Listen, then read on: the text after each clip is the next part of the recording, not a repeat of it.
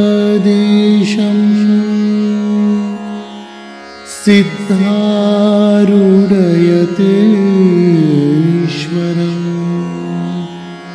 शिष्यप्रशिष्यरूपेण बोधकं गुरुमाश्रये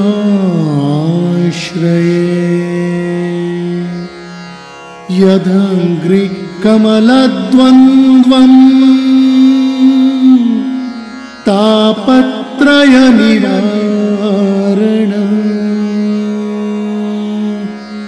शान्तैक्य पददं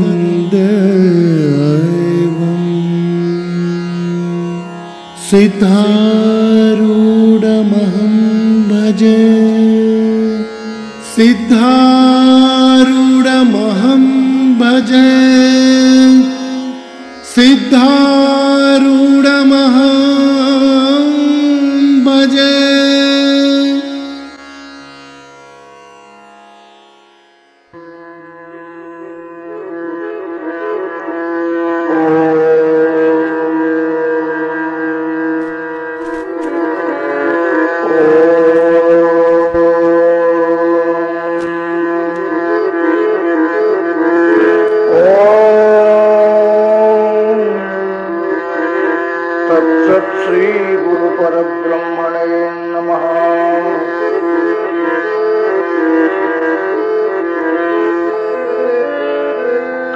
यं शैवासमुपासते शिवैति ब्रह्मेति वेदान्तिनो बौद्धा बुद्ध इति प्रमाणपटव कर्तेति न्यायिका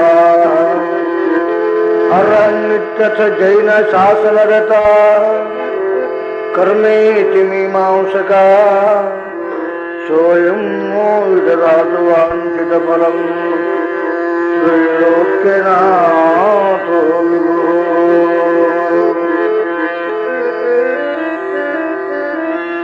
ओंकार पंजर शुकीम् उपनिषदुद्यान केलिकलकंठीम् आगम विपिन मयूरी आर्यामन्तर्विभावये गौरी दयमान दीर्घनयनाम् देशिकरूपेण दर्शिताभ्युदयम् वामकुचनिहितवीणाम् वरदाम् सङ्गीतमातृकाम् वन्दे।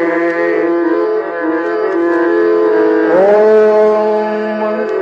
पूर्णमदः पूर्णमिदम् पूर्णात् पूर्णमुदच्यते पूर्णस्य पूर्णमादाय पूर्णमेवावशिष्यते।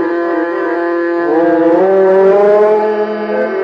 शान्तिः शान्तिः शान्तिः। जय मंगलम जय नमः पार्वतीपतये हर। सद्गुरुनाथ महाराज की जय। भोला चामुंडेश्वरी माता की जय। सकल साधु संत महाराज की जय। जय मंगलम जय नमः पार्वतीपतये। बलिकमाश्रमद स्वामी ಛಲದಿವಾದಕ್ಕೈರಬುರಲೆ ಬಳಿ ಬಿಡಿದು ನೆರೆ ನಿಮ್ಮವಿ ಮತವ ಬೇಡುವುದು ಹಳಿಲನೆಯ ಆರು ಮತದವರೊಳಗಿರುವ ಚಾರ್ವಾಕ ಪಂಡಿತ ಕುಳಿತ ತಳದಿಂ ಸರಿದು ಮುಂದಕ್ಕೆ ಬೇಳ ತೊಡಗಿದನು ಮುಂದಕ್ಕೆ ಬೇಳ ತೊಡಗಿದನು.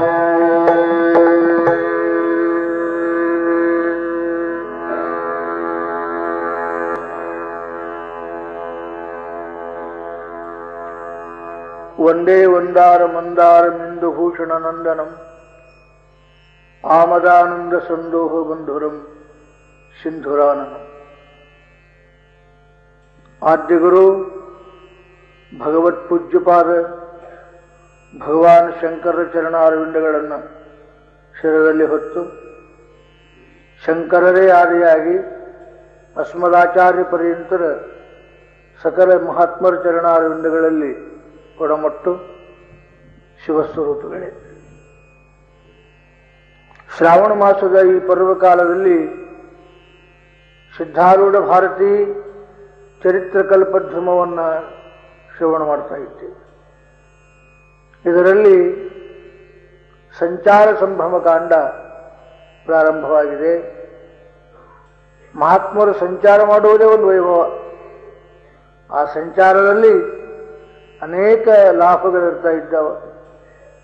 ಜ್ಞಾನಿಗಳ ದರ್ಶನ, ನಮಗಿಂತ ಹಿರಿಯ ಋಷಿಗಳ ಮಹಾತ್ಮರ ಭೇಟಿ, ವಾದ ವಿವಾದ, ಕ್ಷೇತ್ರ ದರ್ಶನ ಎಲ್ಲವೂ ಮನಾನಂದಕರವಾಗಿರ್ತಕ್ಕಂಥ ಸನ್ನಿವೇಶ. ನಿನ್ನಿನ ದಿವಸ ಅವರು ಆನೆಗುಂಡಿಗೆ ಬಂದಾರೆ. ಆನೆಗುಂಡಿಯಲ್ಲಿ ಆನೆಗುಂಡಿ ಮಹಾರಾಜ ಇವನು ಪಂಪಾ ವಿರೂಪಾಕ್ಷನೇ ಹೌದು, ಮಾನವನಲ್ಲ ಎಂಬುದಾಗಿ ಭಾವಿಸಿ ಕರೆದು ಕೂಡಿಸಿ ಪೂಜಿಸಿ ಉಪಚಾರ ಮಾಡಿ ಆಮೇಲೆ ಚಿಂತಾಮಣಿ ಆಶ್ರಮಕ್ಕೆ ಬಂದಿದ್ದಾರೆ. ಆ ಚಿಂತಾಮಣಿ ಆಶ್ರಮ ಸಾಧಾರಣ ಸ್ವಲ್ಪ ದಿವಸ ನಾನು ಅಲ್ಲಿದ್ದೆ. ಅದು ಶಂಕರ ಭಗವತ್ಪಾದರು ಅನುಷ್ಠಾನ ಮಾಡುವುದು ಜಾಗ, ಅಗದಿ ನದಿ ದಂಡೆ. ಈಗ ಅದು ಏನಾಗಿದೆ ಗೊತ್ತಿಲ್ಲ. ಪರಂತು ಆ ಆಶ್ರಮದಲ್ಲಿ ಒಬ್ಬ ಸ್ವಾಮಿಗಳು ಇರ್ತಿದ್ರು. ಆ ಸ್ವಾಮಿಗಳು ಎಲ್ಲರನ್ನು ಕರೆದು ಕೂಡಿಸಿ ಎಲ್ಲರಿಗೂ ಚಿತಾಸನವನ್ನು ಕೊಟ್ಟು ಮಹಾರಾಜರು ಬಂದು ಕುಳಿತ ಮೇಲೆ ಶುರುವಾತು. ಪಂಡಿತರು ಸಿಗುವುದೇ ದುರ್ಲಭ. ಮೊದಲೇದು ಈಗ ಸಾಧಾರಣ ನಾವು ನೋಡ್ತಿರ್ಲಿಕ್ಕೆ ಈ ಸರ್ಟಿಫಿಕೇಟ್ ಪಂಡಿತರು ಬಹಳ ಜನ ಇದ್ದಾರೆ. ಅದ್ರ ನೈಜ ಪಾಂಡಿತ್ಯ ಬಹಳ ಕಡಿಮೆ ಅದು. ನಮ್ಮ ಅಪ್ಪ ಅವರಿದ್ದಾಗ ಸಾಧಾರಣ ನಾನು ಪಂಡಿತ ಅದೀನಿ ಅನ್ನೋರು ನಮ್ಮ ಗದಗಿನ ಬಸ್ ಸ್ಟ್ಯಾಂಡ್ನಾಗ ಬಹಳ ನಿಲ್ಲಿಲ್ಲ. ಅವರು ಸಿಕ್ ಬಸ್ ಹತ್ಯೆ ಹೋದ್ರು. ಕಾರಣ ಅಷ್ಟು ಪ್ರಖರ ಪಾಂಡಿತ್ಯ, ಬೇಕಾದ್ರೆ ಬರಲಿ. ಅಷ್ಟಿದ್ರೂ ಏನಿತ್ತು ಬಹಳ ಕಡಿಮೆ. ಏನು ಗೊತ್ತಿಲ್ಲ ಅನ್ನೋರಂಗ ಇರ್ತಿದ್ರ ಹೊರತು ಗೊತ್ತದ ಅಂತ ತೋರಿಸಿಕೊಡ್ಲಿಲ್ಲ. ಈಗೂ ಅನೇಕರು ಉತ್ತರದಲ್ಲಿದ್ದಾರೆ ಪಂಡಿತರು. ಉತ್ತರ ಮಧ್ಯಪ್ರದೇಶ ಸಾಧಾರಣ ಈ ಮುಂಬೈ ಒಳಗೊಬ್ಬರಿದ್ದಾರೆ. ಅವ್ರ ವಯಸ್ಸು ಭಾಳ ಆದರೆ ಒಂದು 30-34 ಇರಬಹುದು. ಎಲ್ಲ ಮತವಾದಿಗಳಿಗೂ ಬಹಿರಂಗ ಚಾಲೆಂಜ್ ಕೊಟ್ಟರು. ಬೇಕಾದವರು ಬೇಕಾದಷ್ಟೊತ್ತಿನಾಗ ಬಂದು ಬೇಕಾದ ಪ್ರಶ್ನೆ ಮಾಡಬಹುದು ಅಂತ. ಅವ್ರ ಪಾಂಡಿತ್ಯ ಸಿಗುದು ದುರ್ಲಭ. ಹಿಂಗೆ ಆ ಎಲ್ಲ ಪಂಡಿತರು ಕೂಡ್ಯಾರ. ಅವ್ರು ಯಾಕೆ ಕೂಡ್ಯಾರ ಅಂತ ಕೇಳಿದ್ರೆ ಒಂದು ವಿಷಯ ನಿರ್ಣಯಕ್ಕೆ ಬರಬೇಕು, ಅದಕ್ಕೆ ಕೂಡ್ಯಾರ.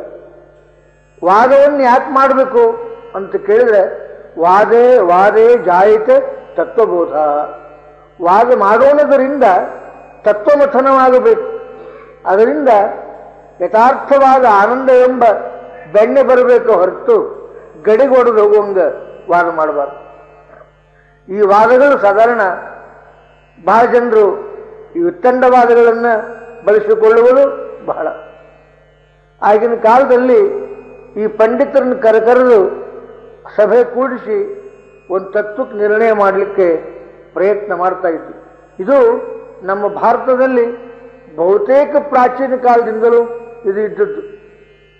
ಜನಕ ಮಹಾರಾಜರ ಕಾಲದಲ್ಲಿ ಪಂಡಿತರನ್ನು ಕರೆದು ಆಗಿನ ಕಾಲಕ್ಕೆ ಅವ್ರಿಗೆ ಬೇಕಾದಷ್ಟು ಗೋಧನಾದಿಗಳನ್ನು ಕೊಟ್ಟು ಅವ್ರ ಮುಖಾಂತರ ವಾದ ಮಾಡಿಸ್ತಿದ್ರು. ಒಮ್ಮಂತೂ ಜನಕ ಮಹಾರಾಜ 1000 ಆಕಳಗಳನ್ನು ಪಣಕ್ಕಿಟ್ಟ. ಅವು ಎಂಥ ಆಕಳ, ಹಿಂಡದಂಥವಲ್ಲ. ನಾವು ದಾನ ಕೊಡು, ನಮ್ಮ ಮನೆಗೆ ಏನು ದಾಸರಾಗಿರ್ತಾವೋ ಅವನು ದಾನ ಕೊಡು.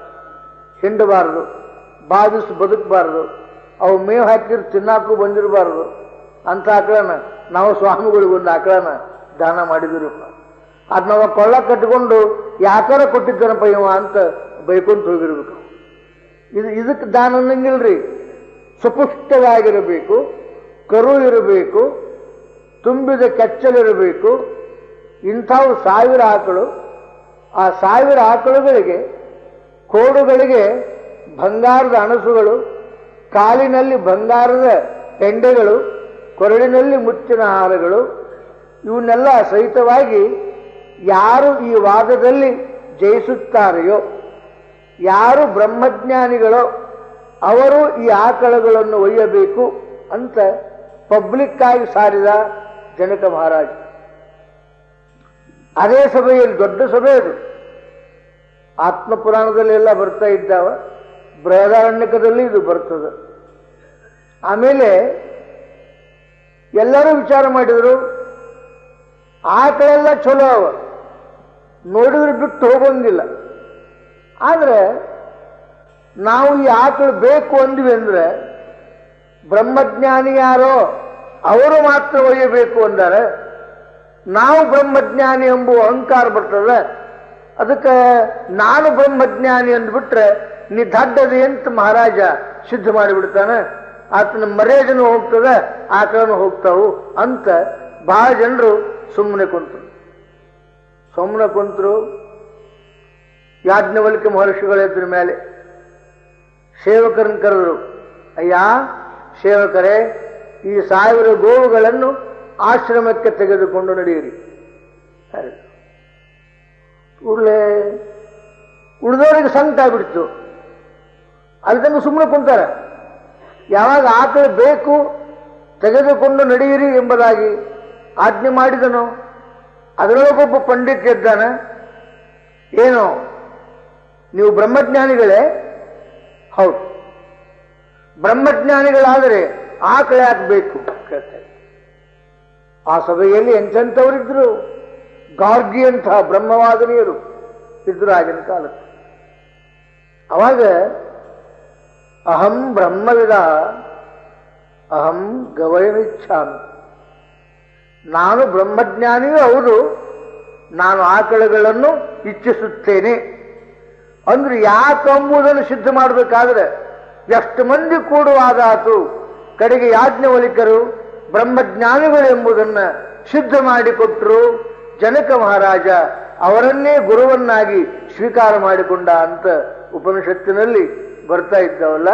ಹಾಗೆ ಪ್ರಾಚೀನ ಕಾಲದಲ್ಲಿನೂ ದೊಡ್ಡ ದೊಡ್ಡ ಅರಸರ ದರ್ಬಾರದಲ್ಲಿ ಅವರಿಗೆ ಪಂಡಿತರು ಬೇಕೇ ಬೇಕು.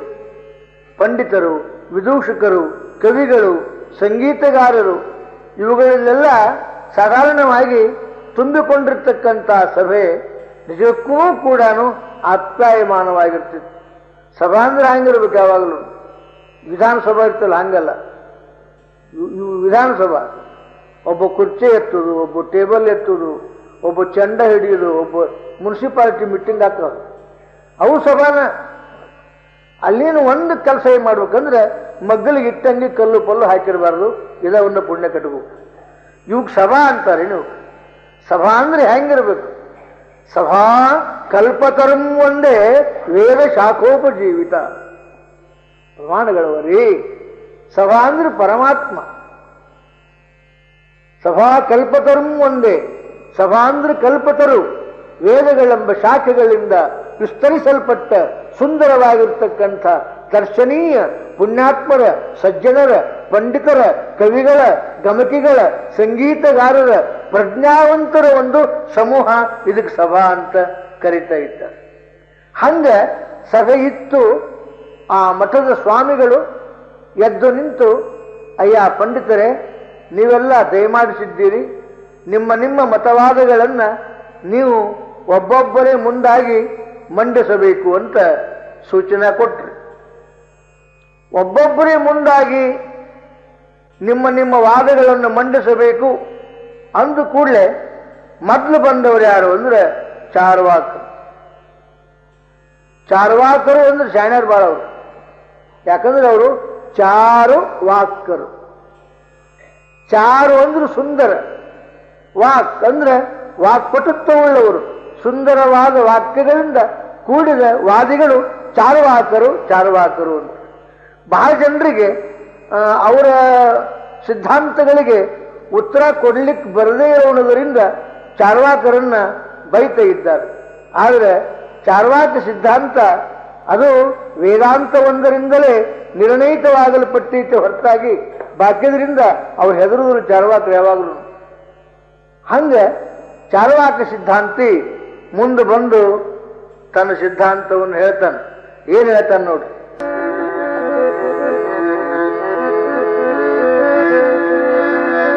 ಎಲ್ಲರೊಳು ನಾನೆಂಬ ಬುದ್ಧಿಯು ನಿಲ್ಲದಾವುದ ಕಪ್ಪುವರುತ ಸಲ್ಲಲಿತ ಮಾತ್ಮ ಹೇಗೇನೆ ಹೇಳೆ ನಾನು ಲಿರೋ ಸಲ್ಲುತಿಯ ಬ್ರಾಹ್ಮಣನು ಕ್ಷತ್ರಿಯ ಬಿಲ್ಲನು ಶಿಶು ಸುಂದರನು ಮೇಣ್ ಮಲ್ಲನು ಸ್ತ್ರೀಯು ಪುರುಷನು ಕುಲಗಳೆಂಬುವವು.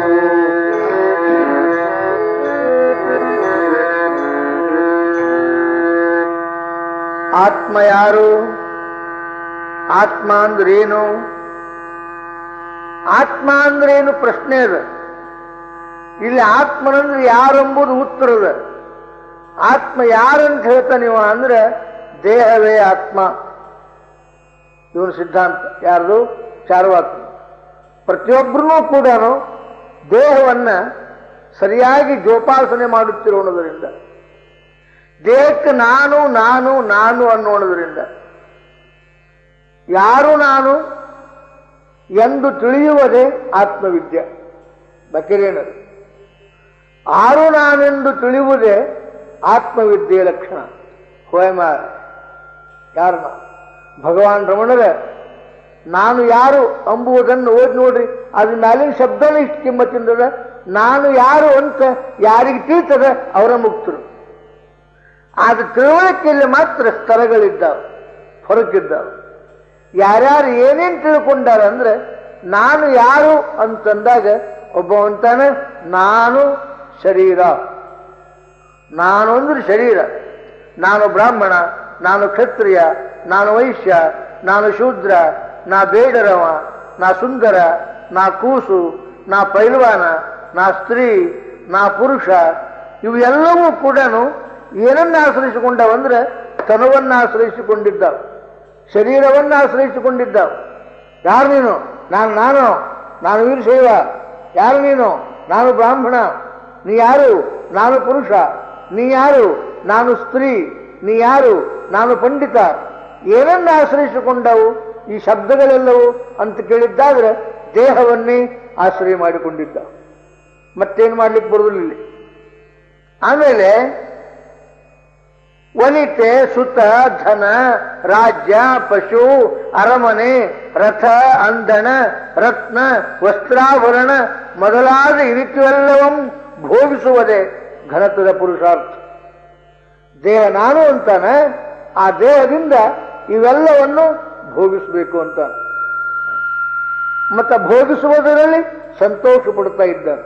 ಈಗ ಅಕಸ್ಮಾತ್ ಒಂದು ದೊಡ್ಡ ಮನೆಯೊಳಗೆ ಆಧುನಿಕವಾಗಿರ್ತಕ್ಕಂಥ ಪೀಠೋಪಕರಣಗಳಲ್ಲಿ ಕುಂತುಕೊಂಡು ಟಿವಿ ಇಟ್ಟುಕೊಂಡು ಸಾಧಾರಣ ಹೆಂಡತಿ ಮಕ್ಕಳು ಕೂಡ ಆರಾಮ್ ಕುಂತಿರ್ತಕ್ಕಂಥವ್ರನ್ನ ಹೋಗಿ ಮಠಕ್ಕೆ ಶಾಸ್ತ್ರಕ್ಕೆ ಹೋಗುಂಬರ್ರಿ ಅಂದ್ರೆ ತಿಳ್ಕೊಡ್ರಿ, ನಿಮ್ಮ ಗತಿ ಏನಾದೀತು. ಯಾಕಂತ ಕೇಳಿದ್ರೆ ಅಲ್ಲಿ ಅವ ಆತ್ಮ ಆಗ್ಯಾವ, ಏನು ಮಾಡಕ್ಕೆ ಬರೋಂಗಿಲ್ಲ. ಅವ ಏನ ತಲೆ ಕೆಟ್ಟೋರ್ ಕೆಲಸದು, ಪುರಾಣ ಕೇಳೋದು, ಶಾಸ್ತ್ರ ಕೇಳೋದು, ಮಠಕ್ಕೆ ಹೋಗೋದು, ಇವು ಉದ್ಯೋಗ ಇಲ್ದವ್ರು ಮಾಡೋ ಕೆಲಸ. ದೇವ್ರು ನಮಗೆ ಏನು ಕಡಿಮೆ ಮಾಡ್ಯಾನಂತೀನಿ ನೀನು?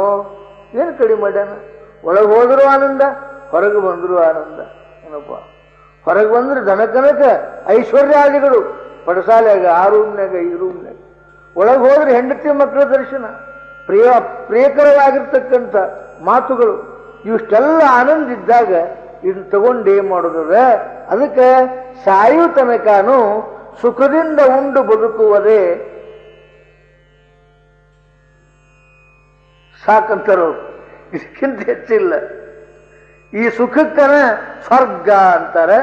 ಏನಪ್ಪ ಇವು ಯಾವ ಮುಂದೆ ಮರಣ ಆತಿಲ್ಲೋ ಅದಕ್ಕನ ನರಕ ಅಂತ ಕರೀತಾರೆ. ಇವು ಇರ್ಲಿದ ನರಕ, ಮರಣವೇ ಮೋಕ್ಷ. ಧನಕನಕ ವಸ್ತುವಾಹನಾದಿಗಳಿದ್ರೆ ಸ್ವರ್ಗ, ಅವು ಇರ್ಲಿದ್ರೆ ನರಕ, ಸತ್ರೆ ಮೋಕ್ಷ. ಇದಕ್ಕಿಂತ ಶಾಸ್ತ್ರ ಹೆಚ್ಚಿಂದ ಹೇಳಕ್ ಬರುವುದಿಲ್ಲ. ಅದಕ್ಕೆ ನನ್ನ ಸಿದ್ಧಾಂತವನ್ನ ಜಗತ್ತಿಷ್ಟು ಒಪ್ಪಿಕೊಟ್ಟದ ಅಂತ ನಾವು ಯಾರು ಚಾರವಾದ ಹಂಗಾದ್ರಿ. ಬೆಚ್ಚನ್ನ ಮನೆಯಾಗಿ ವೆಚ್ಚಕ್ಕೆ ಹೊನ್ನಾಗಿ ಇಚ್ಛೆಯಂತಿರುವ ಸತಿಯಾದರೆ ಸ್ವರ್ಗಕ್ಕೆ ಕಿಚ್ಚು ಹಚ್ಚೆಂದ.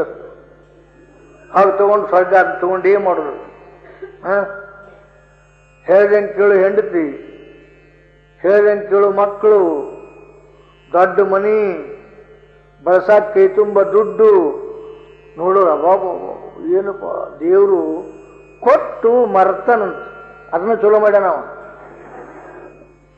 ಅವನ್ ಕೊಟ್ಟಾನ, ಇವನ್ ಮರ್ತಾನ ಅವ. ನೀವು ಅನ್ಕೊಂತೀರದನ್ನ, ನಾವನ್ನು ಮಾತು ನಮ್ಮಲ್ಲಿವು. ದೇವರು ಕೊಟ್ಟು ಮರ್ತಾನ. ಯಾರನ್ನ ಮರ್ತಾನ? ಯಾವ ಕೊಟ್ಟಾನ ಆ ಮುಂಡೆ ಮಗನ ಮರ್ತ್ಬಿಟ್ಟಾನ. ಮರ್ತಾನಂದ್ರೆ ಮುಂದೆ ಗತಿ ಏನು? ದೇವರು ಮರ್ತಾನಪ್ಪ ಅಂದ್ರೆ ದೊಡ್ಡ ಆಕ್ಸಿಡೆಂಟ್. ಸಿಟಿ ಬಸ್ನ ಕುಂತಿರ್ತೀರಿ, ನೀವೀಗ ಊಟ ಮಾಡಿ ಬಸ್ ಹತ್ತೀರಿ, ಸೀಟ್ ಮೇಲೆ ಕುಂತೀರಿ, ನಿದ್ದೆ ಬಂದದ, ತೂಗುಡ್ಸಕತ್ತೀರಿ. ಕೆಲವು ಮಂದಿ ಬಸ್ನ ಕುಂತ ಕೂಡಲೇ ಶುರುವಾಕತಿ. ಈ ನಮ್ಮ ಮಾಸ್ತರ್ಗೆ ಹೆಸರು ಕೆಲವು ಮಂದಿ ಅದಾರ, ಅವ್ರನ್ನ ಕಾರ್ನ ಕುಂದ್ರಿಸಿದ ಕೂಡಲೇ ತೊಟ್ಲ ತುಗಿದಂಗೆ ಆಕೈತು ಏನು, ಏನಪ್ಪ ಜೋಜೋ ಹಾಡ್ದಂಗೆ ಆಕೈತು ಏನು ಕೊಂಡು. ನಾ ಮುಂದೆ ಕುತ್ಕೊಂಡು ಮುಂದೆ ನೋಡ್ಕೊಂತಿರ್ತೀನಿ, ಏನಾರ ಮಾತಾಡ್ತಿರ್ತೀನಿ. ಯಾಕ್ರಿ ಮಾಸ್ತರ ಕೂಡಲೇ ಹೌದು ಯಾಕಪ್ಪ ಜ್ಞಾನಿ ಅಂದಾಗ ಇವ ಜ್ಞಾನಿಯನ್ನು 3 ತಾಸು ಮ್ಯಾಗ ಅಂತ. ಕಾರಣ ಏನು ಅಂದ್ರೆ ಅದು ಊಟ ಮಾಡಿ ಕುಂತಿರ್ತಾರ ಅಂತ ತಿಳ್ಕೊಡು. ಇವ್ರಿಗೆ ಹಿಂಗೆ ಕುಂತದ್ ನೋಡಿ ಡ್ರೈವಿಂಗ್ ಮಾಡೋ ಡ್ರೈವರ ಇವ್ರಿಗೆ ಐತೆ ನಿದ್ದೆ, ನಮಗೆ ನಿಲ್ಲೇನು ಅಂತ ಅವನು ಕಣ್ಣು ಮುಚ್ಚಿದ ಅಂತ. ಅವ ಕಣ್ಣು ಮುಚ್ಚಿದ್ರ ಮುಂದೆ ಆಗೋದೇನು? ಹೆಣದ ಪಂಚನ ಮಕ್ಕವು, ಬಾಕರಿ ಏನಾಗೋದಿಲ್ಲ. ಹಂಗ ಎಲ್ಲರೂ ಮರೀತಾರಂತ ದೇವರು ಒಂದು ಕ್ಷಣ ಮರ್ತರೆ ಏನಾದಿತ್ತು ಅಂತ ಕೇಳಿದ್ರೆ ಜಗತ್ತ ಆಕ್ಸಿಡೆಂಟ್ ಆಗೋದು, ಉಳಿದನೇ ಇಲ್ಲ. ಅವ ಅರು ಇಟ್ಟ ನಮ್ಮನ್ನು ಮರೆತಿಲ್ಲ ಅಂತ ನಾವು ಬದುಕಿಯೋ ಹೊರತಾಗಿ ಒಂದು ವೇಳೆ ನಮ್ಮನ್ನು ಮರೆತ ಅಂದ್ರೆ ಅದೇ ಕ್ಷಣವೇ ನಮ್ಮ ಹೀನಾಯ ಸ್ಥಿತಿ ಆಗ್ತದಪ್ಪ. ಅದಕ್ಕೆ ಚಾರ್ವಾಕಂತಾನ ಪರಮ ಪುರುಷಾರ್ಥ ಯಾವುದಪ್ಪ ಅಂದ್ರೆ ಸುಖವೇ ಸ್ವರ್ಗ, ದುಃಖವೇ ನರಕ, ಮರಣವೇ ಮುಕ್ತಿ. ಇವು ಸ್ವಾಭಾವಿಕವಾಗಿ. ಇದನ್ನ ಯಾಕೆ ಹೇಳ್ತೀನಿ ಅಂದ್ರೆ ಅಂತ ನಾವು, ಯಾಕಂದ್ರೆ ಒಂದು ವಿಷಯ ಸಿದ್ಧ ಮಾಡ್ಬೇಕಾದ್ರೆ ಪ್ರಮಾಣ ಬೇಕು. ನಾ ಹೇಳಿದ್ದ ಕರೆ ಅನ್ನಂಗಿಲ್ರಿ, ಪ್ರಮಾಣ ಬೇಕ್ರಿ, ಪ್ರಮೇಯ ಬೇಕ್ರಿ, ಅದಕ್ಕೆ ಅನ್ವಯ ಬೇಕ್ರಿ, ವ್ಯತಿರೇಕ ಬೇಕ್ರಿ, ಸಿದ್ಧಾಂತ ಬೇಕು. ಸುಮ್ಮನೆ ಆಗಂಗಿಲ್ರಿ. ಒಂದು ಪ್ರಮಾಣ ಕೊಟ್ರೆ ಆ ಪ್ರಮಾಣ ಹೆಂಗಿರ್ಬೇಕು ಅಂತ ಕೇಳಿದ್ರೆ ಇನ್ನೊಂದು ಪ್ರಮಾಣದಿಂದ ಖಂಡಿಸಲ್ಪಡಬಾರ್ದು. ಹಂಗದಕ್ಕೆ ಪ್ರಮಾಣ ಅಂತಾರೆ. ಶಂಕರಾಚಾರ್ಯರಾದಿಯಾಗಿ ಅನೇಕ ವಾರ್ಷಿಕಕಾರರು ಕೂಡ ಪ್ರಮಾಣವನ್ನು ಸ್ವೀಕಾರ ಮಾಡುವ ಹೊತ್ತಿನೊಳಗೆ ಒಂದು ಎಚ್ಚರಿಕೆ ಮಾತು ಕೊಡ್ತಾರೆ.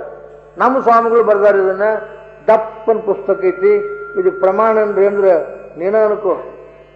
ಪ್ರಮಾಣಕ್ಕೆ ಲಕ್ಷಣ ಇದ್ರೆ ಪ್ರಮಾಣ ಸ್ವೀಕಾರ ಮಾಡಬೇಕು. ಪ್ರಮಾಣಕ್ಕೆ ಲಕ್ಷಣ ಏನು? ಶ್ರುತಿ ವಿರೋಧವಾಗಿರಬಾರ್ದು, ತರ್ಕದಿಂದ ಬಾಧಿಸಬಾರ್ದು, ಅನುಭವಕ್ಕೆ ವಿರೋಧವಾಗಿರಬಾರ್ದು. ಈ 3 ಲಕ್ಷಣ ಯಾವ ಮಾತಿಗೆ ಅದಾವು ಆ ಮಾತಿಗೆ ಪ್ರಮಾಣ ಪ್ರಮಾಣ ಅಂತ ಕರೀತಾ ಇದ್ದ. ಈಗ ನೀನು ಸುಖವೇ ಸ್ವರ್ಗ, ದುಃಖವೇ ನರಕ, ಮರಣವೇ ಮೋಕ್ಷ ಅಂತ ಹೇಳಿದಲ್ಲ, ಇದಕ್ಕೆ ಪ್ರಮಾಣ ಏನು ಅಂತ ಕೇಳಿದೊಬ್ಬ. ಪ್ರಮಾಣ ಹೇಳ್ತಾನವ, ಪ್ರತ್ಯಕ್ಷ ಪ್ರಮಾಣ, ಅದು ಬಹಳ ಮುಖ್ಯ ಅಂತಾನ. ಇದು ಪ್ರತ್ಯಕ್ಷ ಕಾಣಿಸ್ತದ. ಸುಖ ಪಡೋದು, ದುಃಖ ಪಡೋದು, ಮರಣ ಆಗೋದು ಪ್ರತ್ಯಕ್ಷ ಕಾಣ್ತದೆ. ಅದಕ್ಕೆ ಇದನ್ನ ಸತ್ಯ ಅಂತೀನಿ. ನಿಮ್ಮ ಸ್ವರ್ಗ, ನಿಮ್ಮ ನರಕ, ನಿಮ್ಮ ಪುಣ್ಯ, ನಿಮ್ಮ ಪಾಪ ಅವು ಪ್ರತ್ಯಕ್ಷ ಗೋಚರವಲ್ಲದ್ದರಿಂದ ಅವನ್ನ ನಾವು ನಂಬುದಿಲ್ಲ ಅಂದವ. ಇದು ಚಾರ್ವಾಕ ಸಿದ್ಧಾಂತ ರೀ. ಇದು ಎಲ್ಲರೂ ಒಪ್ಪಬೇಕಾದ ಮಾತಿಲ್ಲ, ಒಪ್ಪಲೇಬೇಕು. ಪ್ರತ್ಯಕ್ಷ ಕಾಣುವುದೇ ಸತ್ಯ. ಈಗೇಂತ್ರಿ ನೀವು? ಆದ್ರೂ ಸಾಮಾನ್ಯ ಜನಜೀವನದ ಮಾತಿನಲ್ಲಿನೂ ಈ ಪ್ರಮಾಣಕ್ಕೆ ಒಂದು ಕತ್ತರದು. ಪ್ರತ್ಯಕ್ಷವಾದರೂ ಪ್ರಮಾಣಿಸಿ ನೋಡಿ. ಪ್ರತ್ಯಕ್ಷ ಕಂಡದ್ದನ ಸತ್ಯ ಅಂತ ಅನ್ಲಿಕ್ಕೆ ಬರುವುದಿಲ್ಲ.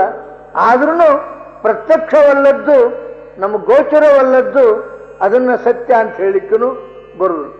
ಕಂಡಿದ್ರೆ ಮಾತಾಡೋ, ಕಾಣದಿದ್ರೆ ಯಾಕೆ ಮಾತಾಡ್ತಿಪ್ಪ ಅಂದ ಕೂಡಲೇ ಏನೂ ಅನ್ಲಿಕ್ಕೆ ಬರುವುದಿಲ್ಲ ನಮಗೆ. ಹಂಗಾರೆ ಕಾಣುವುದು ಯಾವುದು? ಶರೀರ, ಶರೀರಕ್ಕೆ ಬೇಕಾದ ಸುಖ, ಇದಕ್ಕೆ ಬೇಕಾದ ಅನೇಕ ಸಲಕರಣೆಗಳು, ಅವುಗಳನ್ನು ಭೋಗಿಸುವುದರಿಂದ ಆಗುವ ಆನಂದ. ಈ ಆನಂದಕ್ಕೆ ಸ್ವರ್ಗ ಅಂತ ನೋಡು. ಏನು ಮನೇರಿ ಸ್ವರ್ಗ ಆಗಿದ್ರಿ? ಸ್ವರ್ಗ ಮತ್ತಂತೀರಿ ದೇವರೆಲ್ಲ ಕೊಟ್ಟಾನ, ಏನು ಉಳಿಸಿಲ್ಲ, ಏನು ಪುಣ್ಯ ಮಾಡಿ ಬಂದಾನೋ ಏನೋ, ಸ್ವರ್ಗದಾಗ ಹೋದಾಗ ಮನೆಯಾಗ ಹೋದ. ಹಂಗಾರೆ ಭೋಗಗಳು ಇದ್ದಾಗ, ಅನುಭವಿಸುವ ಸಾಧನೆ ಇದ್ದಾಗ ಇದಕ್ಕೆ ಸ್ವರ್ಗ ಅಂದ್ರು. ಈ ಭೋಗಗಳ ಕೊರತೆ ಇದ್ದಾಗ, ದುಃಖ ಇದ್ದಾಗ ಅಲ್ಲಿ ತಡ್ಕೊಳ್ಳಿಕ್ಕಾಗುದಿಲ್ಲ. ಎಷ್ಟೋ ಜನ ಹಾಸಿಕೊಳ್ಳಿಕ್ಕೆ ಒಂದು ತಟ್ಟಿಲ್ದನ ಮಲಗು ಜನ ನಮ್ಮ ಸಹೋದರರಿದ್ದಾರೆ. ಅವರು ಎಲ್ಲಿ ಮಲ್ಕೊಂತಾರೋ, ಎಲ್ಲಿ ಹೇಳ್ತಾರೋ, ಹೆಂಗಿರ್ತಾರೋ ನೋಡ್ತಿರ್ತೀನಿ. ಅದು ವಿಚಿತ್ರ ಸ್ಥಿತಿ. ಆದ್ರೂ ಕೂಡ ಅದಕ್ಕೇನು ಅನ್ಬೇಕು ನಾವು? ಅದರಾಗೂ ಸಂತೋಷದಿಂದ ಅವರಿದ್ದಾರೆ. ಪರಂತು ನಾವು ಅನ್ನೋದೇನು? ಏನಪ್ಪ ಇದು ನರಕದಾಗಿದ್ದಂಗಪ್ಪ, ದುಃಖ, ನರಕ. ಇಷ್ಟೆಲ್ಲರೂ ಮುಗಿಸಿಕೊಂಡು ಮರಣ ಬಂತು ಅಂದ್ರೆ ಅದಕ್ಕೇನು ಚಾರ್ವಾಕರು ಮರಣವಾದದ್ದೇ ಮೋಕ್ಷ ಅಂದ್ರೆ ಈ ಸುಖ, ಈ ದುಃಖದಿಂದ ಯಾವಾಗ ಬಿಡುಗಡೆ ಆಗುತ್ತದೆಯೋ ಅದಕ್ಕೆ ಮೋಕ್ಷ. ಮೋಕ್ಷ ಅಂದ್ರೆ ಬಿಡುಗಡೆ ಅಂತಿರೋದಿಲ್ಲ. ಮತ್ತೆ ಮುಕ್ತರಾದರು, ಮೋಕ್ಷ ಹೊಂದಿದರು ಅಂದ್ರೆ ಬಿಡುಗಡೆ ಹೊಂದಿದರು. ಅದರಿಂದ ಈ ದುಃಖ, ಈ ಸುಖಗಳಿಂದ ಬಿಡುಗಡೆ ಹೊಂದಿದರು.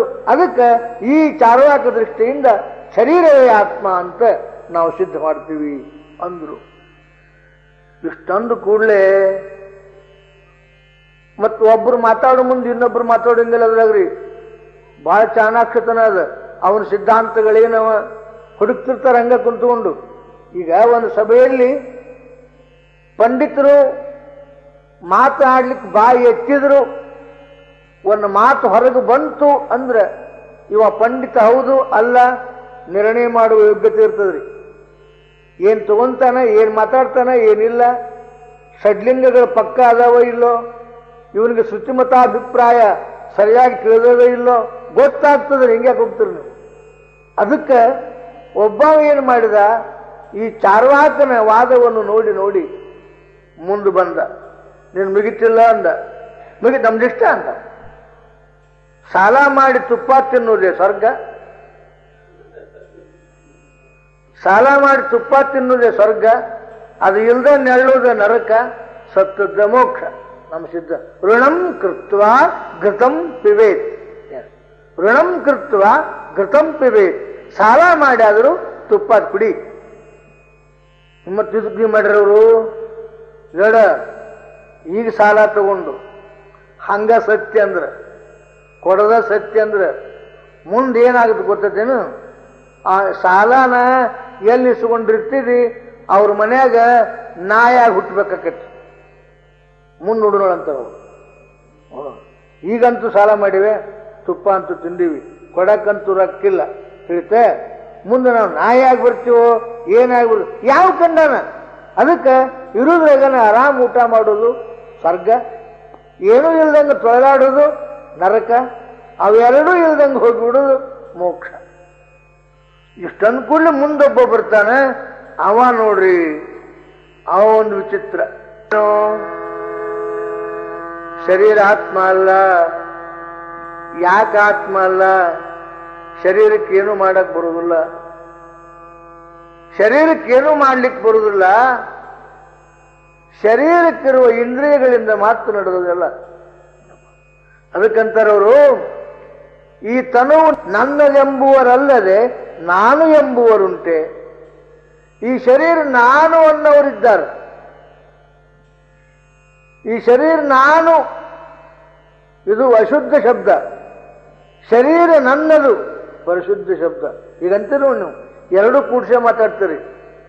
ನನಗೆ ಆರಾಮಿಲ್ರಿ ಅಂತ ಒಮ್ಮೆ ಅಂತಾನೆ, ಒಮ್ಮೆ ಏನಂತಾನೆ ನನ್ನ ಮೈಯಾಗ ಆರಾಮಿಲ್ರಿ.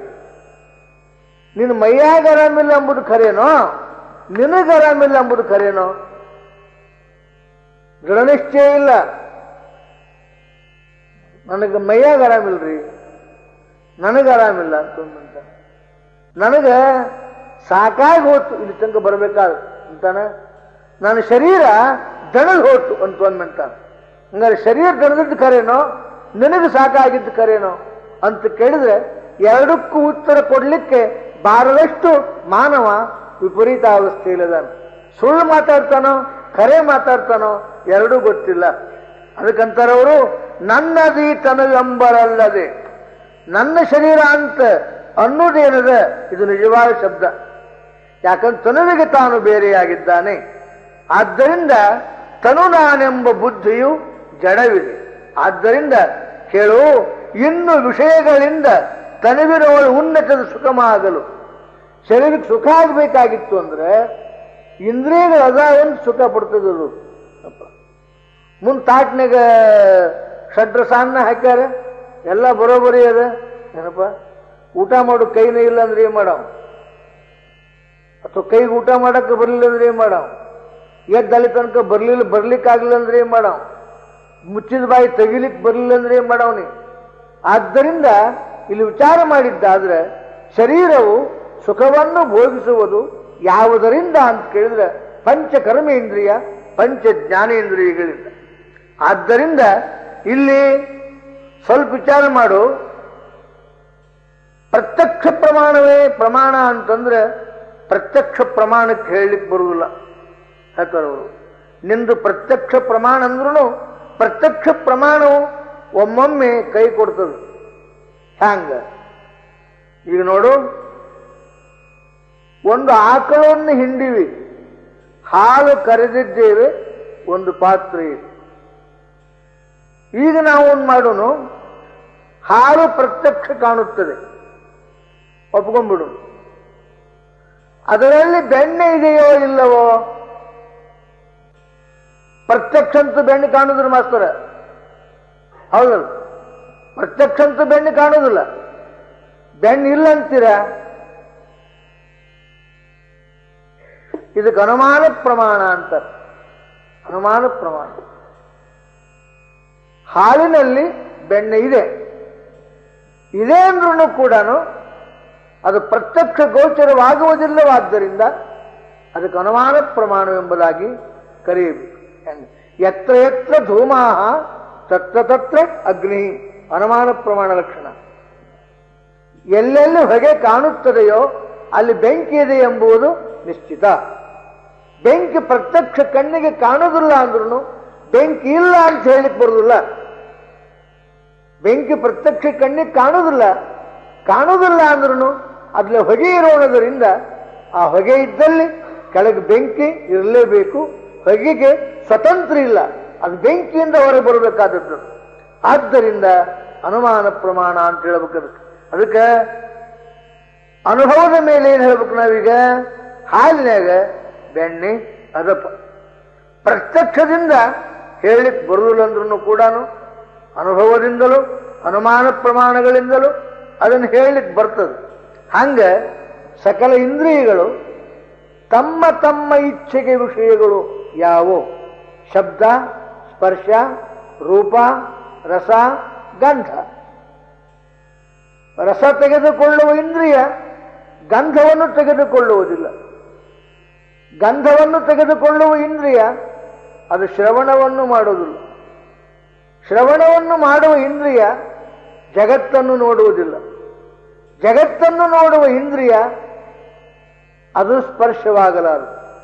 ಹಿಂಗ ಸ್ವಲ್ಪ ವಿಚಾರ ಮಾಡಿದ್ದಾದ್ರೆ ಇದು ಒಂದೊಂದು ಇಂದ್ರಿಯಗಳು ಒಂದೊಂದು ಕಾರ್ಯವನ್ನು ಮಾಡುತ್ತವೆ ಹೊರತು ಒಂದ ಕಡೆಗೆ ಅದಾವು ಸಹಕಾರ ಮಾಡಿಕೊಂಡು ಒಂದ್ರ ಕೆಲಸವನ್ನು ಮಾಡ್ತಾವು ಅನ್ನೋಂಗಿಲ್ಲ. ಕಣ್ಣು ನೋವಾಗಿತ್ತು ಅದಕ್ಕೆ ಎಲೆ ಕಿವಿಯೇ ನಂಗೆ ಆರಾಮಾಗೋ ತನಕ ನೀವು ಅಷ್ಟು ನೋಡು ಅಂದ್ರೆ ಕಿವಿ ನೋಡುವುದಿಲ್ಲ. ಇಲ್ಲ ನನ್ನ ಮೂಗು ನೋವಾಗಿತ್ತು ಅದಕ್ಕೇನದಲ್ಲ ಎಲೆ ಕಣ್ಣೆ ಸ್ವಲ್ಪ ಸುಗಂಧವನ್ನ ಅವಘಾಣಿಸು ಅಂದ್ರೆ ಆಗುವುದಿಲ್ಲ. ಹಂಗಾರೆ ಸರ್ವ ಇಂದ್ರಿಯಗಳು ತಮಗೆ ಅನುಕೂಲವಾದ ಇಚ್ಛಿತ ವಿಷಯಗಳನ್ನ ಬಯಸಿ ಪಡೆದು ಸಾಮೀಪ್ಯ ಸಂಯೋಗ ಸಂಭೋಗ ತದನಂತರವಾಗಿ ಅದರಿಂದ ಬರುವ ಸುಖ ದುಃಖಗಳ ದ್ವಾರ ದೇಹವಿದೆಯೇ ಹೊರತು ಇಂದ್ರಿಯ ವ್ಯತಿರಿಕ್ತವಾಗಿ ದೇಹವೇ ಆತ್ಮ ಅಂತ ಹೇಳಲಿಕ್ಕೆ ಬರುವುದಿಲ್ಲ.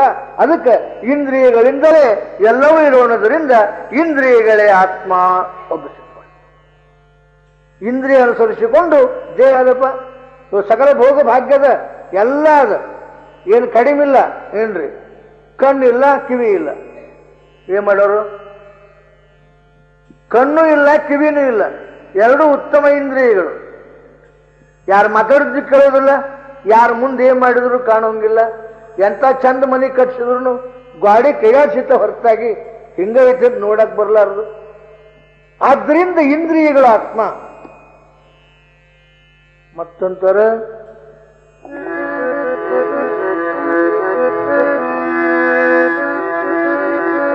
ವರದಶೇಂದ್ರಿಯ ಚೇತನವೇ ಸಲೆ ನೆರೆಯುವ ತುಮ ನೆನಪ ವಾದಿಯು ಹರದಿ ಚಾರುವ ಕನನು ಗೆಲಿರು ಮತವು ನಿಜಮೆನಲು ಚರಿಪ ಪ್ರಾಣವೇ ಆತ್ಮನೆಂಬು ಇರುವವಾದಿಯು ಕುಳಿತ ಕಳರಿ ಸರಿದು ಮುಂದಕ್ಕೆ ನಗುತ ಮಗಳೇ ಬೇಡ ತೊಡಗಿದನು ಬೇಡ ತೊಡಗಿದನು. ಸಿದ್ಧಾಂತವಾಯಿತು. ದೇಹವೇ ಆತ್ಮ ಅನ್ನುವ ಚಾರ್ವಾಕನ ಮತವನ್ನ ನಾನು ಖಂಡಿಸಿದೆ ಅಂತ ಇಂದ್ರಿಯ ಆತ್ಮ ಅನ್ನುವ ವಾದಿ ಒಳ್ಳೆ ಅಸಂತುಷ್ಟನಾಗಿದ್ದ. ಅಷ್ಟೊಳಗೂ ಒಬ್ಬ ಬಂದ, ಅವನು ಪ್ರಾಣಾತ್ಮವಾದಿ. ಪ್ರಾಣವೇ ಆತ್ಮ ಅಂತ ಹೇಳಿ ಸಿದ್ಧ ಮಾಡುವ ಒಬ್ಬ ಸಿದ್ಧಾಂತಿ. ಅವ ಮುಂದೆ ಬಂದಂತಾನ, ಏನ್ರೋ ಅಂದ. ಅಲ್ಲೋ ದೇಹ ಆತ್ಮ ಅಂತ ಅವ ಅಂದ, ಇಂದ್ರಿಯ ಆತ್ಮ ಅಂತ ನೀ ಅಂದಿ. ಈ ದೇಹಕ್ಕೆ ಏನು ಕಿಮ್ಮತ್ತದ ಅಂತ ತಿಳ್ಕೊಂಡ್ರಿ ನೀವು? ಪ್ರಾಣ ಅದಾವಂತ ದೇಹಕ್ಕೆ ಕಿಮ್ಮತ್ತದ. ಪ್ರಾಣಗಳೇ ಇಲ್ಲ ಅಂದ್ರೆ ನಿಮ್ಮ ಇಂದ್ರಿಯಗಳೇನು ಮಾಡ್ತಾವು, ನಿಮ್ಮ ದೇಹ ಏನು ಮಾಡ್ತದೆ? ಆದ್ದರಿಂದ ಪ್ರಾಣವೇ ಆತ್ಮ. ದಶವಾಯುಗಳು ಒಳಗಿದ್ದಾವು. 5 ಮುಖ್ಯ ಪ್ರಾಣಗಳು, 5 ಉಪಪ್ರಾಣಗಳು. ಪ್ರಾಣಾಪಾನ ವ್ಯಾನ ಉದಾನ ಸಮಾನ. ದೇವದತ್ತ ಕೃಕರ ಕೂರ್ಮ ನಾಗ ಧನಂಜಯ ಈ 10 ವಾಯುಗಳು ಈ ದೇಹದಲ್ಲಿ ಅವರು. 10 ವಾಯುಗಳೊಳಗೆ ಅವು ಬರೋಬ್ಬರಿ ಕೆಲಸ ಮಾಡಿದ್ರು ಚಲೋ. ಮತ್ತಿಲ್ಲ ಎಲ್ಲಾರು ಆರಾಮ್ ತಗೊಂಡು ಕೆಲಸ ಮುಗೀತು, ಏನು ಮಾಡಕ್ಕ ಬರುವುದಿಲ್ಲ ಏನ್ರಿ. ಒಂದಂತೂ ಇಷ್ಟು ದೊಡ್ಡ ವಾಯು ಅದ, ಅದು ಧನಂಜಯ ವಾಯು ಅಂತೇಳಿ. 5 ಪ್ರಾಣಗಳು, ಉಳಿದ 4 ಉಪವಾಯುಗಳು ಅವೆಲ್ಲ ಹೊರಗೆ ಹೋದ್ರೂ ಅದು ಹೊರಗೆ ಹೋಗುದಿಲ್ಲ. ಅದಕ್ಕೆ ಧನಂಜಯ ಅಂತ ಕರೀತಾರೆ. ಅದು ಯಾವಾಗ ಹೋಗ್ತದೆ ಅಂದ್ರೆ ಈ ದೇಹ ಪ್ರಾಣಗಳು ಹೋದ ಮೇಲೆ ಇದಕ್ಕೆ ಬಾವು ಬಂದು ಒಡೆದು ಹೊರಗೆ ಹೋಗ್ತದೆ, ಹೊರತಾಗಿ ಹಂಗ ಸುಮ್ಮನೆ ಹೋಗುದಿಲ್ಲ. ಸರ್ವಾಂಗದಲ್ಲಿ ಇರ್ತದ. ಇದಕ್ಕೆ ಧನಂಜಯ ವಾಯು ಅಂತ ಕರೀತಾ ಇದ್ದಾರೆ. ಹಿಂಗ ಈ ದೇಹದಲ್ಲಿ ದಶವಾಯುಗಳಿದ್ದಾವ. ಇದಕ್ಕೆ ದಶಪ್ರಾಣ ಅಂತ ಕರೀತಾ ಇದ್ದಾರೆ. ದಶೇಂದ್ರಿಯಗಳೇ ಆತ್ಮ ಅಂತ ಹೇಳಿದ ಈ ವಾದಿಯನ್ನ ಖಂಡಿಸುತ್ತಾ ಪ್ರಾಣವೇ ಆತ್ಮ ಅಂತ ನಾವು ಬರ್ತಾನೆ. ಅವ ಅಂತಾನೆ, ಈ ದೇಹದೊಳಗೆ ಅವಸ್ಥಾತ್ರಯಗಳು ಜಾಗೃತ, ಸ್ವಪ್ನ, ಸುಷುಪ್ತಿ ಈ 3 ಕಾಲದಲ್ಲಿ ಈ ದೇಹವು ಏನನ್ನ ಅವಲಂಬಿಸಿಕೊಂಡು ಬದುಕಿದೆ ನೋಡೋಣ ಹೇಳ್ರಿ. ಈಗ ನೋಡ್ರಿ, ಈಗ ನಾವು ನಿದ್ರೆ, ಗಾಢ ನಿದ್ರೆಯಲ್ಲಿ ಮಲಗಿವಿ. ಉಸಿರು ಬಿಡ್ಬೇಕಂತ ಗೊತ್ತಿಲ್ಲ ನಮಗೆ, ಉಸಿರು ತಗೋಬೇಕಂತ ಗೊತ್ತಿಲ್ಲ. ಆದರೂ ಕ್ರಿಯೆ ನಡೆದದ, ಶರೀರ ಮ್ಯಾಲೆ ಹೇಳ್ತದ. ಈ ಎದರ ಆಶ್ರಯ? ಪ್ರಾಣದ ಆಶ್ರಯ. ಉಚ್ಛ್ವಾಸ ನಿಶ್ವಾಸಗಳು ಮೂರ್ಛಾಕಾಲದಲ್ಲಿ, ನಿದ್ರಾಕಾಲದಲ್ಲಿ, ಮರವೆ ಕಾಲದಲ್ಲಿ ಇವು ಓತಪ್ರೋತವಾಗಿ ನಡೆದವಂತ ಇದು ಶರೀರ. ಅಕಸ್ಮಾತ್ ಬಿಟ್ಟ ಶ್ವಾಸ ಹೊರಗ ಹೋತು ಒಳಗ ಬರಲಿಲ್ಲ ಅಂದ್ರೆ ಏನ್ ಮಾಡೋರು? ಏನು ಮಾಡಕ್ ಬರುದಿಲ್ಲ. ಯಾರಿಗೂ ಇದ್ರ ಮ್ಯಾಗ ಅಧಿಕಾರ ಇಲ್ಲ. ದಿನವೊಂದಕ್ಕೆ 21,600 ಸಾರಿ ಉಚ್ಛ್ವಾಸ ನಿಶ್ವಾಸ ನಡೀತಾ ಇದ್ದಾವೆ. ಅಂದ ಮೇಲೆ ಇದನ್ನೇನು ಬದಲಾವಣೆ ಮಾಡ್ಲಿಕ್ಕೆ ಬರುವುದಿಲ್ಲ. ಅವು ಪ್ರಾಣಗಳು ಅದಾವಂತ ಇವು ನಡೆದಾವು. ಹಸಿವು, ತೃಷೆ ಇವೆಲ್ಲ ಎಲ್ಲಿ ಕೆಲಸ? ಪ್ರಾಣಗಳ ಕೆಲಸ. ಜಠರಾಗ್ನಿಯನ್ನ ಹೊತ್ತಿಸುವುದು ಎದ್ರ ಕೆಲಸ? ಪ್ರಾಣವಾಯುವಿನ ಕೆಲಸ. ಅಹಂ ವೈಶ್ವಾನರೋ ಭೂತ್ವಾ ಪ್ರಾಣಿನಾಂ ದೇಹಮಾಶ್ರಿತ ಪ್ರಾಣಾಪಾನ ಸಮಾಯುಕ್ತಂ ಪಚಾಮನ್ನಂ ಚತುರ್ವಿಧಂ. ಅಂದ್ರೆ ಪ್ರಾಣ ಒಂದು ಅದ ಅಂತ ಇದು ನಡೆದದಪ್ಪ. ಪ್ರಾಣ ಇರಲಿಲ್ಲ ಅಂತಂದ್ರೆ ಜಠರಾಗ್ನಿಯೂ ಕೂಡ ಮಂದಾಗಿ ಹೋಗ್ತದೆ. ಪ್ರಾಣ ಇರಲಿಲ್ಲ ಅಂತಂದ್ರೆ ಈ ಕ್ರಿಯೆಗಳು ಯಾವೂ ನಡೆಯುವುದಿಲ್ಲ. ಆದ್ದರಿಂದ ಪ್ರಶ್ನೋಪನಿಷತ್ತಿನಲ್ಲಿ ದೇಹ ಮತ್ತು ಇಂದ್ರಿಯಗಳಿಗೆ ಎರಡಕ್ಕೂ ವಾದ ನಡೆದು ಯಾವುದು ಹೆಚ್ಚು ಅಂತ ಪ್ರಶ್ನೆ ಬಂದಾಗ ಅಲ್ಲಿ ಬ್ರಹ್ಮನು ಪ್ರಾಣವೇ ಶ್ರೇಷ್ಠ ಎಂಬುದಾಗಿ ಹೆಸರು ಕೊಟ್ಟಾನ ಹೊರತು ಅದನ್ನು ತಿಳಿದಂಗ ನೀವು ದೇಹವೇ ಆತ್ಮ ಇಂದ್ರಿಯವೇ ಆತ್ಮ ಅಂದ್ರೆ ಪ್ರಮಾಣ ಏನು ಅಂತಾನ? ಪ್ರಮಾಣ ಏನು? ಮೊದಲಿನ ಪ್ರಮಾಣವನ್ನ ಎರಡನೇದವ ಖಂಡನ ಮಾಡಿದ, ಈಗ ಎರಡನೇನು ಪ್ರಮಾಣವನ್ನ ಮೂರನೇದವ ಖಂಡನ ಮಾಡ್ತಾನೆ. ಅದಕ್ಕೆ ಪ್ರಾಣ ಆತ್ಮ ಅಂತ ನನ್ನ ವಿಮತ. ನನ್ನವಿಂದ್ರಿಯವೆಂಬರಲ್ಲದೆ ನಾನು ಅಂದ್ರೆ ಆತ್ಮ, ನಾನು ಅಂದ್ರೆ ಆತ್ಮ. ಇಲ್ಲಿ ಇಂದ್ರಿಯ ನಾನು ಅಂತಾರೋ ಇಂದ್ರಿಯ ನನು ಅಂತಾರೋ? ನಮ್ಮ ಇಂದ್ರಿಯ ನಮ್ಮ ಕಣ್ಣು, ನಮ್ಮ ಕಿವಿ, ನಮ್ಮ ಮೂಗು, ನಮ್ಮ ಕೈ, ನಮ್ಮ ಕಾಲು ಅಂತಾರೆ. ನನ್ನದು ಅಂತ ಎಲ್ಲಂತೀವೋ ಅದು ಅನ್ನುವವನಿಗಿಂತ ಪ್ರತ್ಯೇಕವಾಗಿರ್ತದೆ ಯಾವಾಗಲೂ. ಇದು ನನ್ನ ವಸ್ತು ಅಂತ ನಾನು ಅಂದಾಗ ನನ್ನ ವಸ್ತು ಅನ್ನುವನಿಗಿಂತಲೂ ಆ ವಸ್ತು ಪ್ರತ್ಯೇಕವಾಗಿರ್ತದೆ. ಹಂಗ ಇಂದ್ರಿಯಗಳೇ ನಾನು ಅನ್ನೋದಿಲ್ಲ ಯಾರು. ನನ್ನ ಕೈ, ನಾನು ಕಾಲು, ನಾನು ಕೈ ಅಂತೀವೇನು? ಇಲ್ಲ. ನನ್ನ ಇಂದ್ರಿಯಗಳು ಅನ್ನುವಲ್ಲಿ ಇಂದ್ರಿಯಗಳಿಗಿಂತಲೂ ಭಿನ್ನವಾಗಿರೋಣದರಿಂದ ಇಲ್ಲಿ ನಿಜವಾಗಿಯೂ ಇವಕ್ಕೆಲ್ಲ ಚೇತನವನ್ನು ಕೊಡುವ ಪ್ರಾಣ ಅಂತೇನದ, ಈ ಪ್ರಾಣ ಆತ್ಮ ಅಂತ ತಿಳಿಬೇಕು ಒಂದೊಬ್ಬ. ಮತ್ತಂತ ನಾವ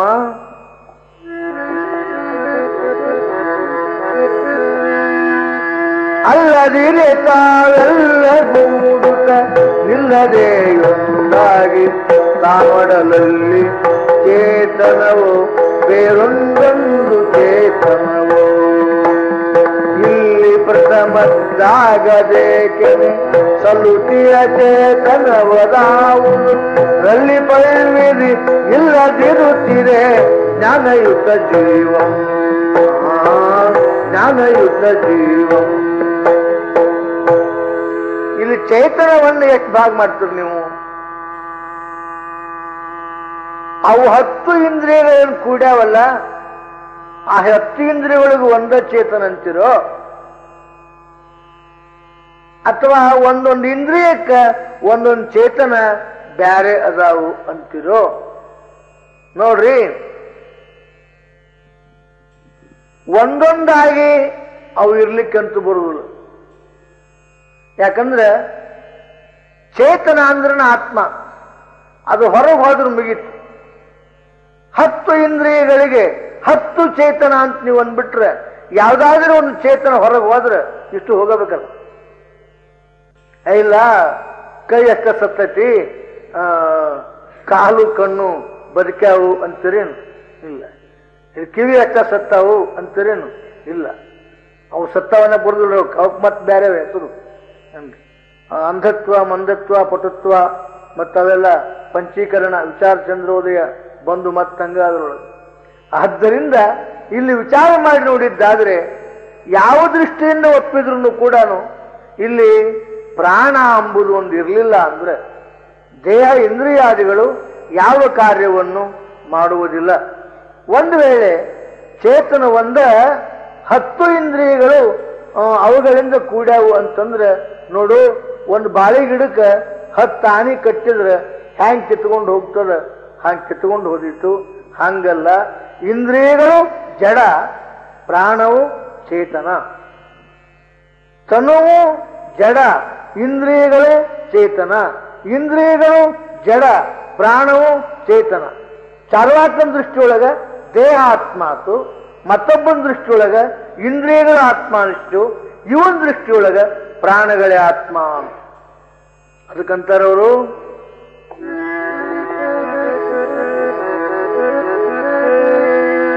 ನಿನ್ನ ವೀರೈರಿಂದ್ರಿಯಗಳು ಸನ್ನುತದ ಸತ್ಯಾತ್ಮವಲ್ಲವು, ನನ್ನಿಯುಂ ತಿಳಿಯಲ್ಕೆ ಪ್ರಾಣವೇ ಆತ್ಮಬೋಧೆಂದ. ಉನ್ನತೋನ್ನತ ಮರವೆಯಾತುಮ ಎನ್ನುತ್ತಿರುವ ವಾರಿ ಎಂಬುವ ನನ್ನ ಮತ ನಿಜವೆನ್ನುತ್ತಾಗಲೇ ಹೇಳತೊಡಗಿದನು,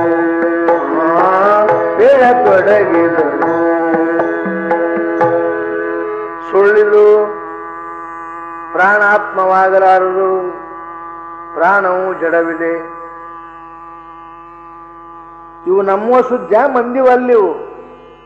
ಇಲ್ಲಿ ದೇಹನೂ ಅದ, ಇಂದ್ರಿಯಗಳು ಅವ, ಪ್ರಾಣನೂ ಅದ. ಈ ಪ್ರಾಣಗಳೇ ಆತ್ಮ ಅಂದ ವಾದಿಯನ್ನ ಇನ್ನೊಬ್ಬ ವಾದಿ ಖಂಡನ ಮಾಡ್ತಾನ. ಪ್ರಾಣವು ಆತ್ಮವಾಗಲಾರು. ಮನವೇ ಆತ್ಮ, ಮನೋ ವೈ ಆತ್ಮ ನಾಮಾಸಿ, ಪ್ರಾಣೋ ವೈ ಆತ್ಮ ನಾಮಾಸಿ. ಇವೆಲ್ಲ ಉಪನಿಷತ್ತುಗಳಲ್ಲಿ ಬರಬೇಕಾಗಿರ್ತಕ್ಕಂಥ ಪರಮೋತ್ಕೃಷ್ಟವಾಗಿರ್ತಕ್ಕಂಥ ಐಶ್ವರ್ಯ ರೀ. ಏನು ವೇದಾಂತ ಐಶ್ವರ್ಯ ಅಂತ ಇದ್ದಕ್ಕಿದ್ದಂತೆ ತಿಳಿಸಿ ನಮ್ಮನ್ನು ಎದ್ದು ಕೂಡಿಸ್ತಕ್ಕಂಥ ಒಂದು ಏನಾದರೂ ಜಗತ್ತಿನೊಳಗೆ ಸಾಧನ ಇದ್ರೆ ಶ್ರುತಿ ಮಾತ್ರ ಒಂದು. ಆದ್ದರಿಂದ ಹೇಳ್ತಾನ, ಮನವೇ ಆತ್ಮ. ಹೇ ಪ್ರಾಣವಾದಿ ಕೇಳು, ಪ್ರಾಣ ಇದು ಒಂದು ವಾಯು. ವಿಚಾರ ಮಾಡು. ಅದು ಇರಬಾರದು ಅನ್ನೋದಿಲ್ಲ ನಾನು. ಅದು ಇದ್ದಾಗ ಬದುಕಾನಂತೀರಿ, ಅದು ಹೋದಾಗ ಸತ್ತಾನಂತೀರಿ. ಅದು ಇದ್ದಾಗೂ ಕೂಡ ಪ್ರಾಣವು ಮನಸ್ಸಿನ ಅಧೀನವಿದೆ. ಹ್ಯಾಂಗ ಅಂದ್ರ, ಮನಸ್ಸಿದ್ರನ ಪ್ರಾಣ ಇದ್ರನ ಬದುಕ್ತಾನಂತ ತಿಳ್ಕೋಬೇಡ ನೀನು. ಹುಟ್ಟುದು ಬದುಕುದು ಮನುಷ್ಯನಿಂದ ಅಂತ ನಾವು. ಈಗ ಮೂರ್ಛಾ ಕಾಲದಲ್ಲಿ ಒಬ್ಬ ಸತ್ತಂಗ ಬಿದ್ದಾನ, ಪ್ರಾಣವಾಯು ಆಡುವುದಿಲ್ಲ, ಆದರೂ ಬದುಕಾನಲ್ಲ. ಇಲ್ಲಿ ಪ್ರಾಣಾತ್ಮ ಅಂತೇನು? ಅವನ್ ಬಿಡು ಹೋಲಿ, ಇನ್ನೊಬ್ಬ ಹೋದ. ಈ ಹೊಸಳ್ಳಿ ಬೂದಿ ಸ್ವಾಮಿಗಳು 770 ವರ್ಷ ಬದುಕಿದ್ರು.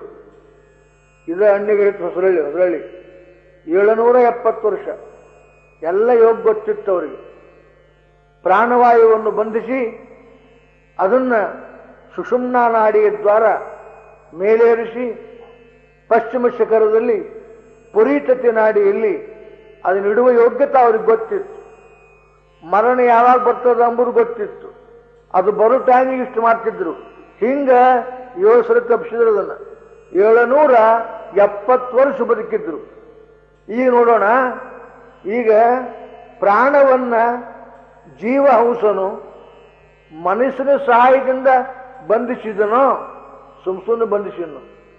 ಒಂದು, ಈಗ ಎಷ್ಟೋ ದಿವಸ ಎಚ್ಚರಿಲ್ದಂಗ, ಮಿಸುಗಾಡ್ದಂಗ, ಇಂದ್ರಿಯ ಚಲನವಲ್ಲ ಇಲ್ದಂಗ, ಅನ್ನ ನೀರು ಏನೂ ಇಲ್ದಂಗ ಎಷ್ಟೋ 100 ವರ್ಷ 1000 ವರ್ಷ ಪರ್ಯಂತರ ಬದುಕಿದವರಿದ್ದಾರೆ. ಅಲ್ಲಿ ಪ್ರಾಣ ನಡೆಯುವುದಿಲ್ಲ, ಪ್ರಾಣಿ ಕೆಲಸ ಇಲ್ಲ. ಪ್ರಾಣದ ಕೆಲಸ ಇಲ್ಲ ಅಂದ್ರೂ ಬದುಕಾರಲ್ಲ.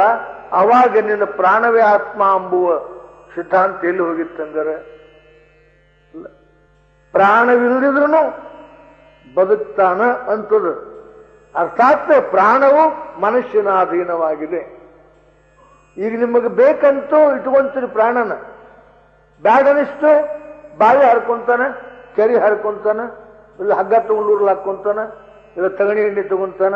ಯಾಕಪ್ಪ ನಮ್ಮ ಮನುಷ್ಯಗೆ ಬದುಕುದು ಬ್ಯಾಡಗಿ. ಇಲ್ಲಿ ಪ್ರಾಣ ದೊಡ್ಡದೋ, ನೀ ದೊಡ್ಡವನೋ? ನಿನ್ನ ಮನಸ್ಸು ದೊಡ್ಡದು, ನಿನ್ನ ಮನಸ್ಸು ದೊಡ್ಡದು, ಸಾಮಾನ್ಯ ಅಲ್ಲ. ನಿನ್ನ ಮನಸ್ಸಿಗೆ ಬೇಕಾತು, ಹೆಂಗಾರ ಮಾಡಿ ಬದುಕಬೇಕ್ರಿ ಅಂತ. ಬ್ಯಾಡಾತು, ಮನಸ್ಸಿಗೆ ಬ್ಯಾಡಾದ ಮೇಲೆ ಇಲ್ಲಾಕಿರ್ಬೇಕಿನ್ನ ಅಂತ. ಅರ್ಥ ಹಂಗಾರೇನು? ಮನಸ್ಸು ದೊಡ್ಡದು, ಮನುಷ್ಯನ ಅಧೀನ ಪ್ರಾಣವಿದೆ. ಆದ್ದರಿಂದ ಮನಸ್ಸೇ ಆತ್ಮ ಅಂತಾರೆ. ಮನಸ್ಸೇ ಆತ್ಮ ಅಂದ ಮೇಲೆ ಮುಂದೆ ಬೌದ್ಧವಾದ ಬರುತ್ತದೆ. ಆ ಚಕ್ಕರ ಅದಾರ ಏನಪ್ಪ, ನಮಗೇನೂ ತಿಳಿದಾನೆ ತಿಳ್ಕೊಂಡಿವಿ ಅನ್ನುವರಿಗಿಂತಲೂ ಸ್ವಲ್ಪ ತಿಳ್ಕೊಂಡಿನಿ ಅಂದ್ರೆ ಏನ್ ತಪ್ಪೇನಲ್ಲ. ಈ ರೀತಿಯಾಗಿ ವಾದಿಗಳು ಚಿಂತಾಮಣಿ ಆಶ್ರಮದಲ್ಲಿ ಸಿದ್ಧಾರೂಢರ ಸಮ್ಮುಖದಲ್ಲಿ ತಮ್ಮ ವಾದವನ್ನು ಮಂಡಿಸ್ತಾ ಇದ್ದಾರೆ. ಅದನ್ನು ಮತ್ತೆ ನಾಳೆ ನೋಡಿಕೊಳ್ಳೋಣ. ನಾಳೆ ಹೇಳ್ತೀನಿ, ಸಮಯವಾಗಿದೆ. ಮಂಗಳಾರತಿ ಮಾಡೋಣ.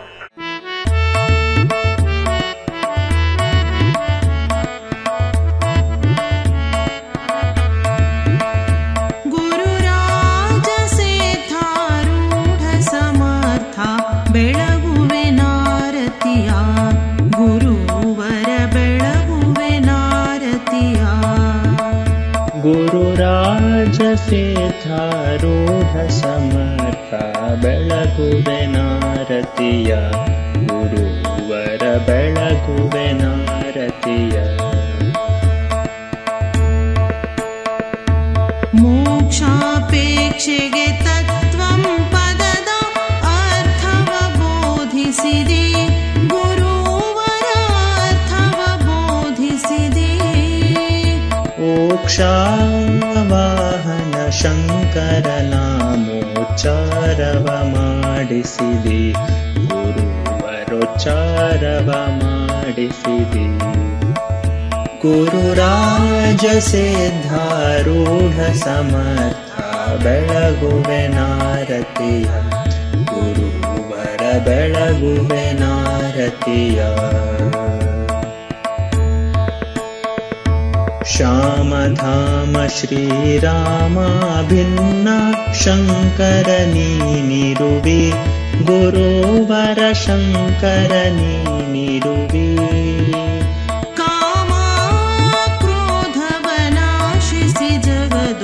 ಶಾಂತಿಯ ಬೀರಿರಿ ಗುರುವರ ಶಾಂತಿಯ ಬೀರಿರಿ ಗುರುರಾಜ ಸಿದ್ಧಾರೂಢ ಸಮರ್ಥ ಬೆಳಗುವೆ ನಾರತಿಯ ಗುರುವರ ಬೆಳಗುವೆ ನಾರತಿಯ ಚರಣ ಭಜಕರ ದುರಿತ ವೃಂದವ ತ್ವರಿತದಿ ನಾಶಿಸಿದೆ ಗುರುವರ ತ್ವರಿತದಿ ನಾಶಿಸಿದೆ ವರಭ್ರೂಲತಾಪುರ ದೈವದಿಂದಲೇ ನಿರುತದಿ ವಾಸಿಸಿದೆ ಗುರುವರ ನಿರುತದಿ ವಾಸಿಸಿದೆ